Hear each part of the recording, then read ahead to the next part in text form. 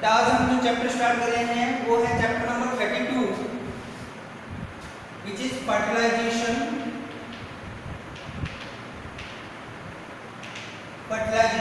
In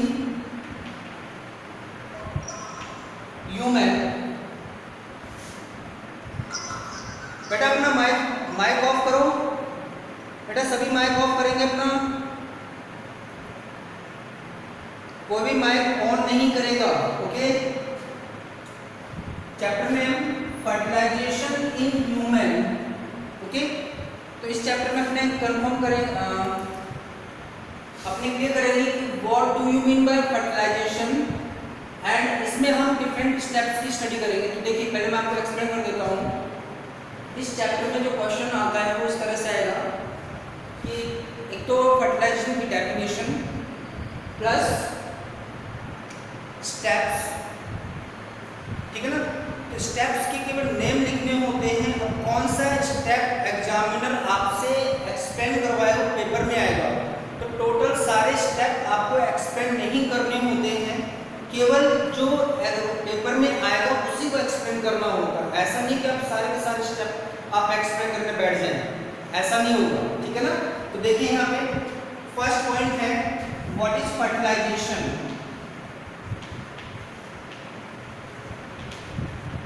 What is fertilization? The fusion of male and female gamete का fusion होना। The fusion of male and female gametes is called fertilization. It's called fertilization.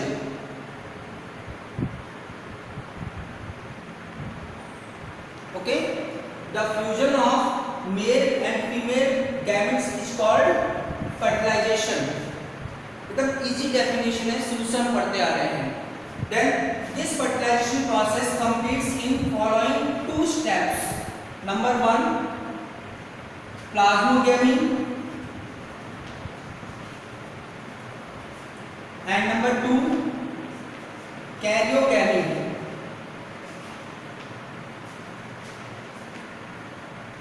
Plasmogamy and karyogamy fertilization process completes in following two steps, in which plasmogamy and karyogamy.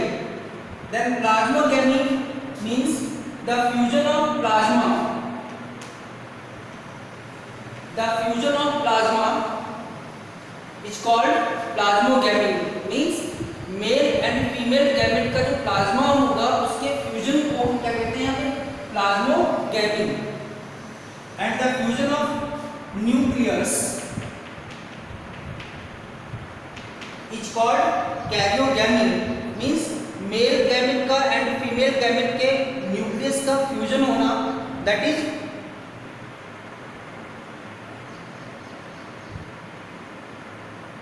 Karyogamy. Okay, एक बार मैं वापस से explain कर रहा हूं। Number 1, definition of fertilization, male female gamete का fusion होना। The fusion of male and female gamete is called fertilization. Then this fertilization process completes in following two step.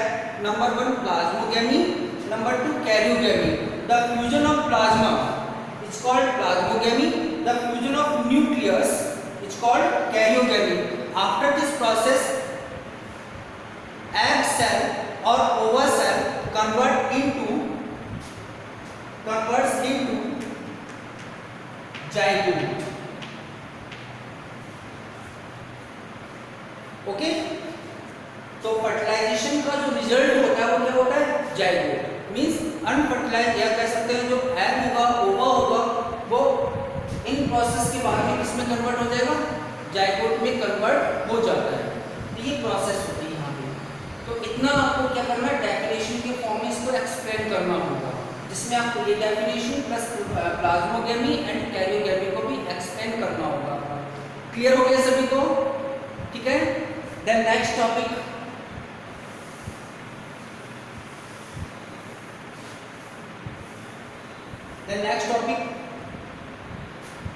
एक नॉट है नोट, ये इंपॉर्टेंट है। Okay, amphimixis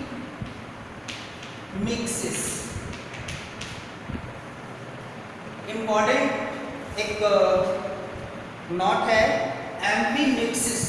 what do you mean bye amphimixis? तो ध्यान से सुने, during karyogamy,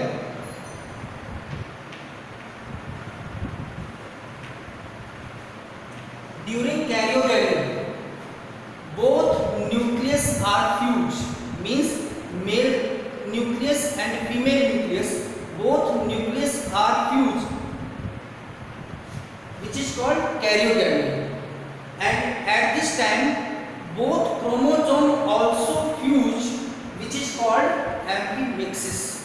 means ये अगर डायरेक्ट इसकी डेफिनेशन अगर हम देखें तो कह सकते हैं male chromosome and female chromosome का फ्यूजन होना। The fusion of male chromosome and female chromosome is called amphimixis. Clear हो गया?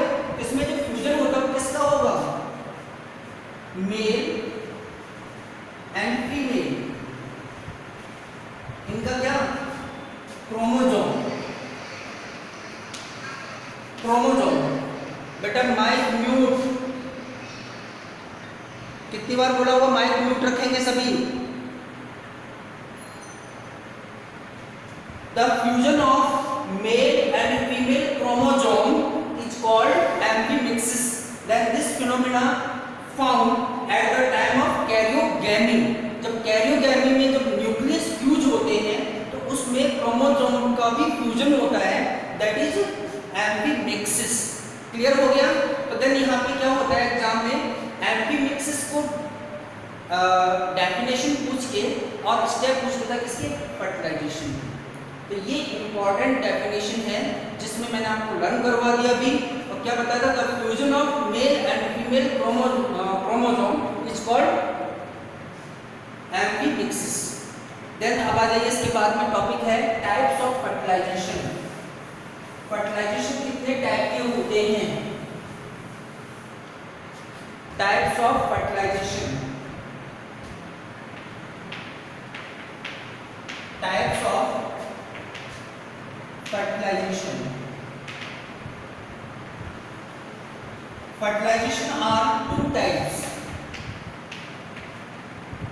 Number 1 external fertilization, number B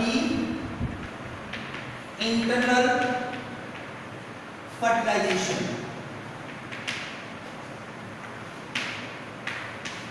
what do you mean by external and internal fertilization?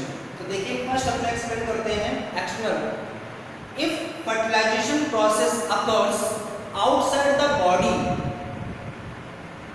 in aquatic medium, which is called external fertilization, and in this fertilization male and female gametes are produced in large number. It is an adaptation for external fertilization, and this type of fertilization found in species and amphibians, means aquatic animals, and this type of fertilization occurs in reptiles, aves, mammals, and in this fertilization, if fertilization process occurs inside the body like fallopian tube, then this type of fertilization is called internal fertilization। okay, and in this fertilization male gamete produced in large number, but female gamete produced in single number, like sperm produced in billions, and sperm and ova produced in number कितने होते हैं इसके? 1। Number 1 में क्या होता है? 1 number में क्या होता है? प्रोड्यूस होता है, सिंगल ओवा प्रोड्यूस होता है, जबकि जो स्पर्म होते हैं बिलियंस में क्या होते हैं? प्रोड्यूस होते हैं। ओके, क्लियर हो गया ये भी? इसका एक बार मैं वापस से एक्सप्लेन कर रहा हूँ। अगर फर्टिलाइजेशन प्रोसेस बॉडी से बाहर हो, in aquatic medium, water medium में हो, और इसका डेफिनेशन होता है कि इन दोनों में male gamete like Pisces means fish class जो हो गई, और एक हो गई कौन सी, एम्फीबियंस, उनमें होता है। इंटरनल फर्टिलाइजेशन बॉडी के अंदर होता है, ओके, और कहाँ पर, ओविडक्ट में, फैलोपियन ट्यूब में। और इसमें कंडीशन क्या होती है कि मेल गैमेट जो होते हैं वो लार्ज नंबर्स में प्रोड्यूस होते थे प्लीज, और अगर फीमेल गैमेट देखें तो सिंगल ओवा डेवलप होता है इसमें। क्लियर हो गया? तो 3 टॉपिक क्लियर हो गए, पॉइंट हो गए। Number 1 definition of fertilization, number 2 amphimixis की definition, number 3 types of fertilization. तो टाइप्स ऑफ फर्टिलाइजेशन आपको केवल रीड करना है, और फर्टिलाइजेशन और एम्फीमिक्सिस आपको लर्न करना है। क्लियर? अब है steps of fertilization. Steps of fertilization जिसके टोटल स्टेप्स हैं 4।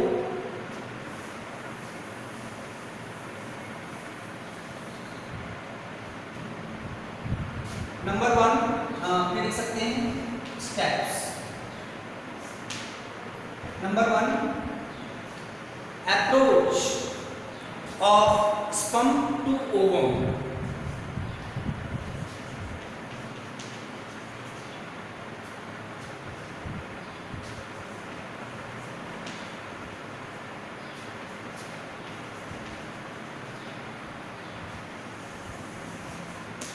Approach of sperm to ovum means sperm का ओवा तक पहुंचना, कैसे अप्रोच करेगा, कैसे पहुंचेगा। तो देखिए, अब ध्यान से सुनिए, during fertilization, during copulation means during sex,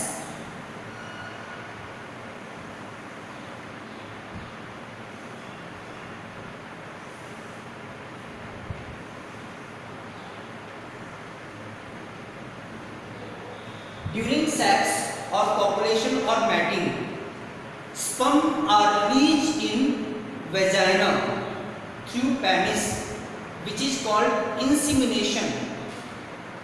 अगर हमने स्पर्म को वेजाइना में फ्री किया है, इस प्रोसेस को बोलते हैं इंसीमिनेशन। तो इंसीमिनेशन के थ्रू या कॉपुलेशन के टाइम पर स्पर्म को वेजाइना में फ्री करते हैं।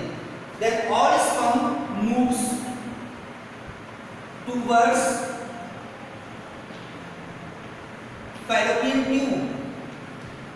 Some sperm moves to left side and some sperm moves to right side of oviduct.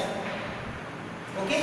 Oviduct के कुछ तो लेफ्ट साइड में चले जाएंगे, कुछ राइट साइड में चले जाएंगे। स्पर्म को नहीं पता होता है किस साइड में ओवा का डेवलपमेंट हो रहा है, तो बोथ डायरेक्शन में क्या करते हैं, स्पर्म मूव करते हैं। अब यहाँ पे जो स्पर्म में मूवमेंट हो रहा है वो टेल के थ्रू हो रहा है।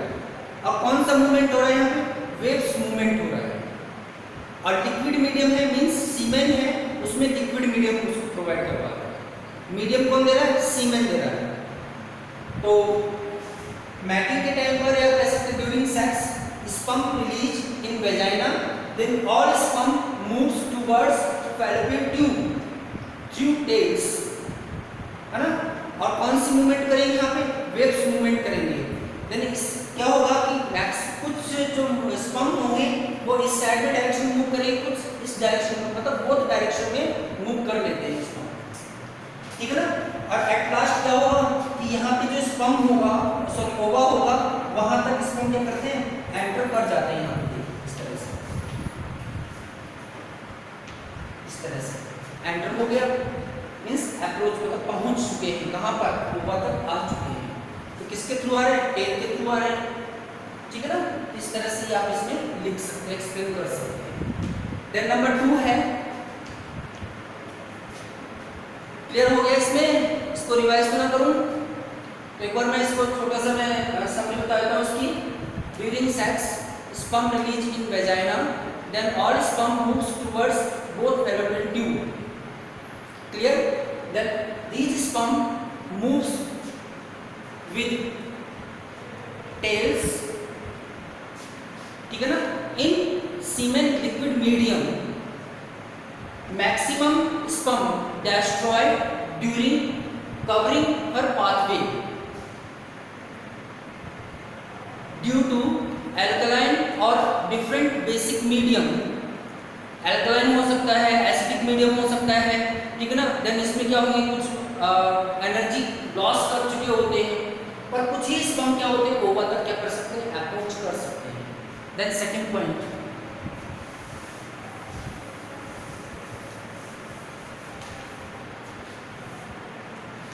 Second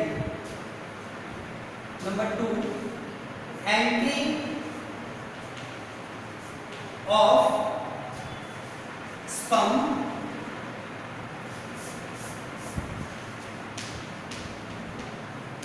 into ova,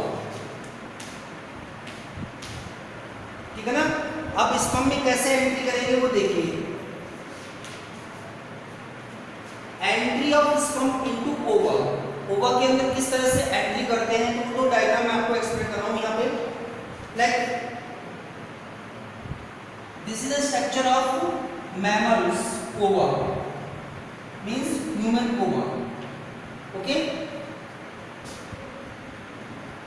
this layer zona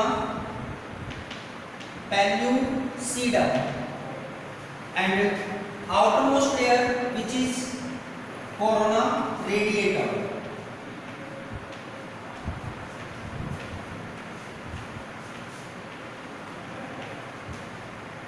that is corona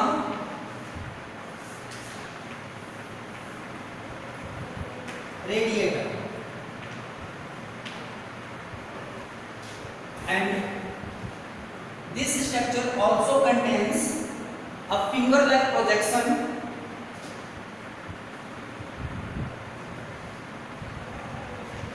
at the site of corona radiata which is fertilizing and this whole structure filled by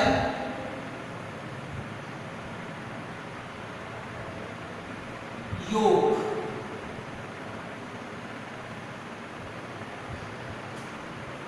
and make a membrane which is vitelline membrane, and this membrane developed by yolk, क्योंकि yolk कभी भी ना किससे attach नहीं होगी, जोना peninsula से, उससे क्या होता है membrane बन जाती है, that is vitelline membrane, and this structure known as first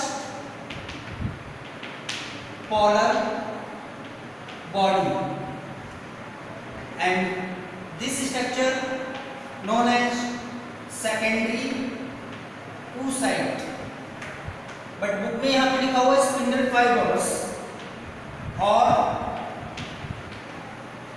spindle fibre, okay, and this yolk। अब आप ध्यान से सुनिए, एक्चुअली में इसमें क्या होता है, किस तरह का स्ट्रक्चर का मैमल्स का ओवा का, देन इसे स्पर्म होगा like this, okay, acrosome, nucleus and anti fertilising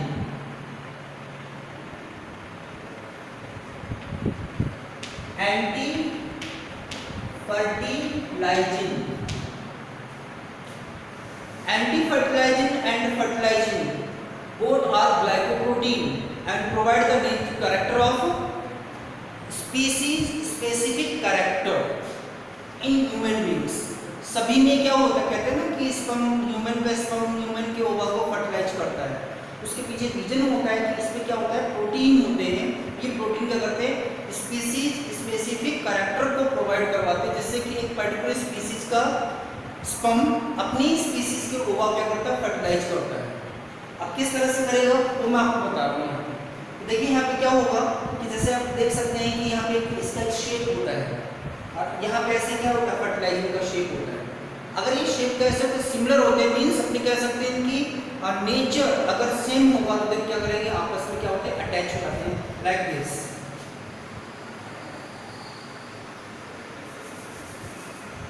ये स्पर्म आया है यहाँ पे, देन ये फर्टिलाइजिंग हो गया, एंटी फर्टिलाइजिंग हो गया, देन अटैच हो गया। यहाँ पे क्या होता है, क्रोमोसोम होता है, तो अटैचमेंट में हेल्प करता है फर्टिलाइजिंग एंड एंटी फर्टिलाइजिंग, वहां से अटैच होगा। देन अटैच होते ही यहाँ पे कौन सा स्ट्रक्चर होता है, acrosome, which produce hydrolytic enzyme such as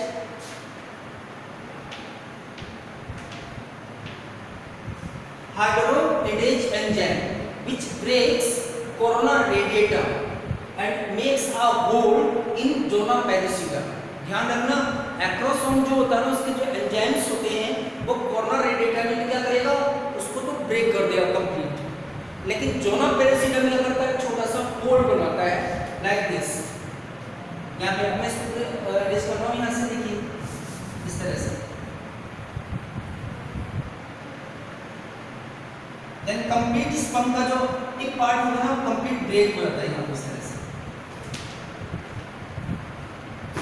तो क्या हुआ, removal of anti fertilising and acrosome during entry of sperm into ओवा, क्योंकि इनका फंक्शन था, एंटी फर्टिलाइजिंग का फंक्शन था कि सब उससे अटैच होना, एक्रोसोम का जो फंक्शन था बेसिकली कि सब कोरोना रेडिएटा को ब्रेक करना और जोना पेरिसिडा में होल करना। होल हो चुका है, ब्रेक कर चुका है, कंप्लीटली बाद में ओपन हो चुका है। अब यहीं पर क्या होता है कि नेक्स्ट स्टेप स्टार्ट हो जाती है, लेकिन यहाँ पे मैं कुछ और प्रोसेस बता रहा हूँ। इधर पे क्या होता है कि अदर भी स्पर्म क्या करते हैं, अटैक करते हैं, और भी स्पर्म क्या करते हैं, इसमें अटैक करते हैं, लेकिन एक सिंगल स्पर्म ही इसमें एंटर करता है, अदर स्पर्म इसमें एंटर नहीं करते। वो मैं अगले स्टेप में एक्सप्लेन करूँगा, तो इसको मैं बस समझ के वापस बताया हूँ। कौन सा, एंट्री ऑफ स्पर्म इनटू ओवा, तो कैसे होगा, फर्स्ट ऑफ ऑल जैसे ही वहाँ पे अप्रोच करेगा तो हम ओवा के पास, तो स्पर्म का एंटी फर्टिलाइजिंग ओवा के फर्टिलाइजिंग से अटैच हो जाता है, क्योंकि दोनों का नेचर सेम होता है और दोनों का शेप भी कैसा होता है, सेम होता है। और ये कौन सा कैरेक्टर प्रोवाइड करवाता है, स्पीसीज स्पेसिफिक कैरेक्टर को प्रोवाइड करवाता है, ठीक है। अटैच हो गया, अटैचमेंट से एंटी फर्टिलाइजिंग का फंक्शन कंप्लीट। उसके बाद अटैचमेंट के बाद क्या होगा, एक्रोसोम क्या करेगा, ब्रेक करेगा इसको कंप्लीट कोरोना रेडिएटा, और देन क्या करेगा, जोना पेरिसिडा में हल्का सा होल का डेवलपमेंट करता बनाता है उसमें, और उसके बाद भी क्या करेगा कि जैसे ही यहाँ पे ब्रेक हो गया तो देन इसका रिमूवल हो जाएगा, एंटी फर्टिलाइजिंग का रिमूवल हो गया, और एक्रोसोम का भी क्या होता है, रिमूवल हो जाता है, जिससे कि आगे का जो थर्ड स्टेप है वो स्टार्ट हो जाता है। और ध्यान रखना, यहाँ पे एक ही स्पर्म अटैक नहीं करते, काफी सारे स्पर्म अटैक करते हैं, लेकिन सबसे जो एक्टिव होगा, ठीक है ना, स्ट्रॉन्ग होगा, वो क्या करता है, उसको ब्रेक करने में हेल्प करता है। ओके, तो सेकंड स्टेप भी कंप्लीट हो गया। देन नंबर थर्ड स्टेप है कॉर्टिकल रिएक्शंस।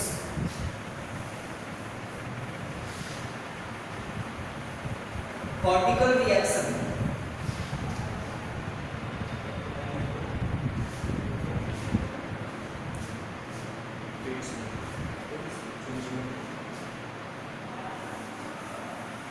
थर्ड है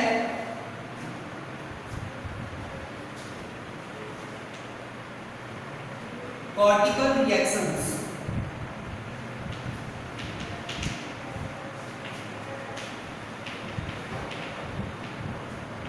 इंपॉर्टेंट, मैंने आपको बोला ना कौन सा स्टेप एक्सप्लेन करवाएगा, एक्सप्लेन के लिए सबसे ज्यादा जो चांसेस होते हैं number third and number fourth, ये दो पॉइंट हैं जिनको एग्जाम में क्या करता है, पेपर में आपसे एक्सप्लेन करने के लिए बोलता है।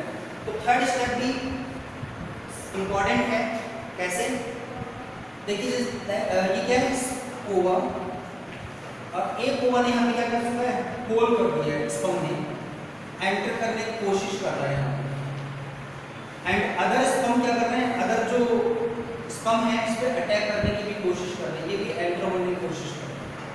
बट आपने देखा ना, इस स्पर्म ने क्या किया, इसमें होल कर दिया, होल करते ही अदर स्पर्म एंटर ना हो, इसके लिए क्या होगा, यहाँ पे कौन सी रिएक्शन स्टार्ट होती है, कॉर्टिकल रिएक्शन।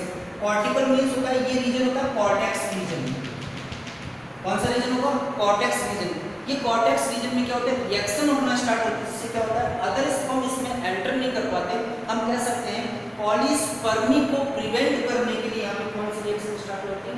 Cortical reactions. तो ध्यान रखना, polyspermy means more than one sperm ओवा में एंटर ना हो, केवल एक सिंगल स्पर्म क्या हो, ओवा में एंटर हो। हाँ कल्पना क्या पूछना है, कुछ पूछना है क्या?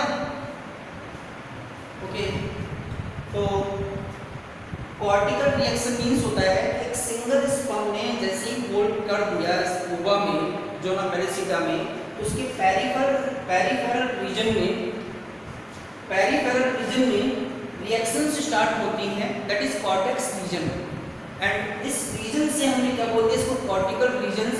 और कॉर्टिकल रीजन क्या करेगा, रिएक्शन क्या करेगा कि साहब उसमें पॉलीस्पर्मी को प्रिवेंट करता है, मींस एक ही स्पर्म उसमें एंटर हो सके, अदर स्पर्म उस पर एंटर ना हो सके। इसके लिए इसकी पेरिफेरल में कॉर्टिकल रिएक्शन होती है, जिसमें क्या होगा, इसकी जो आउटर वॉल होती है वो काफी थिक हो जाती है, मींस ग्रैन्यूल्स डिपॉजिट हो जाते हैं इस एरिया में। क्या डिपॉजिट होते हैं? ग्रैन्यूल्स। अब क्या क्या होते हैं, किस तरह से होते हैं, वो मैं आपको एक्सप्लेन करूंगा अभी। क्या क्या चेंजेस होते हैं इसमें। जैसे फर्स्ट चेंजेस होता है इसमें, नंबर 1 नंबर 1 पे है इसमें first step cortical reaction. Vitelline membrane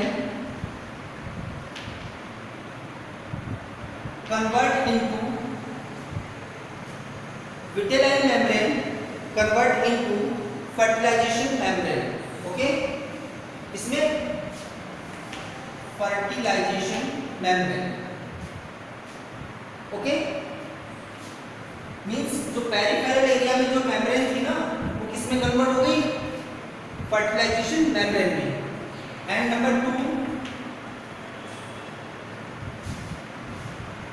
fertilization cone is formed। Okay, तो उस एरिया पे जहां से ये टच करेगा ना वहां पे क्या होगा, इस तरह का एक स्ट्रक्चर बन जाएगा। देखिए इस तरह कौन, क्योंकि ये पाथ प्रोवाइड करवाता है जहां से न्यूक्लियस और साइटोप्लाज्म दोनों क्या हो सके, इसमें से एंटर हो सके, इसके लिए पाथ प्रोवाइड करवाता है। तो इसको बोलते हैं फर्टिलाइजेशन कौन। ठीक है बेटा, क्लियर हो गया। First vitelline membrane convert into fertilization membrane. Then number 2 fertilization cone is form in yolk. ये कौन सा है? योक रीजन में, उसके जस्ट सामने कॉन बन जाएगा, जिससे क्या लगेगा यहाँ से न्यूक्लियस क्या करेगा, वरना स्पेस में तो कहाँ है, यहाँ पे कंप्लीट में कवर्ड किया हुआ है कौन? योक। योक पूरा फिल होता है। अगर योक जहाँ पे इसको अगर वे प्रोवाइड नहीं करवाएगा तो न्यूक्लियस एंट्री नहीं हो पाएगा उसमें, इसलिए यहाँ पे क्या बनता है, फर्टिलाइजेशन कॉन डेवलप होता है। नंबर थर्ड पे है यहाँ पे पॉइंट कौन सा आएगा, साइटोप्लाज्मिक मूवमेंट विल स्टार्ट। जो इसमें जो साइटोप्लाज्म होगा ना उसमें मूवमेंट होना स्टार्ट हो जाएगा। ओके, तो साइटोप्लाज्म मूवमेंट होने का मीन्स होता है इसमें मेटाबॉलिक रिएक्शंस इंक्रीज हो जाती है, मीन्स कैटाबॉलिक एनाबॉलिक ये जो रिएक्शंस होती हैं ये इसमें स्टार्ट होता है, इसकी एक्टिव स्टेज है वो ज़्यादा एक्टिव हो जाएगा, इंक्रीज हो जाएगी। इसके अलावा अगर आप देखेंगे इसकी जो प्लाज्मा मेम्ब्रेन होगी उसकी परमेबिलिटी भी क्या होती है, इंक्रीज हो जाती है। और सबसे इम्पोर्टेंट माइटोसिस डिवीजन क्या हो जाएगी, स्टार्ट हो जाती है, क्योंकि आपको पता है कि इसके बाद में जाइगोट बनेगा, जाइगोट में आपको देखा कि क्लीवेज डिवीजन होते हैं। क्लीवेज डिवीजन का मीन्स क्या हो गया, माइटोसिस डिवीजन। तो माइटोसिस डिवीजन स्टार्ट होंगे तभी तो जाइगोट स्टेज है वो किसमें, मल्टी सेलुलर स्टेज में क्या होता है, कन्वर्ट होता है। ये कुछ स्टेजेस हैं जो मैंने आपको एक्सप्लेन कर दिए हैं, और अभी काफ़ी टाइम हो चुका है इसमें वार्निंग का कि ये मेरे हिसाब से एंड भी होने वाला है ना, तो इसलिए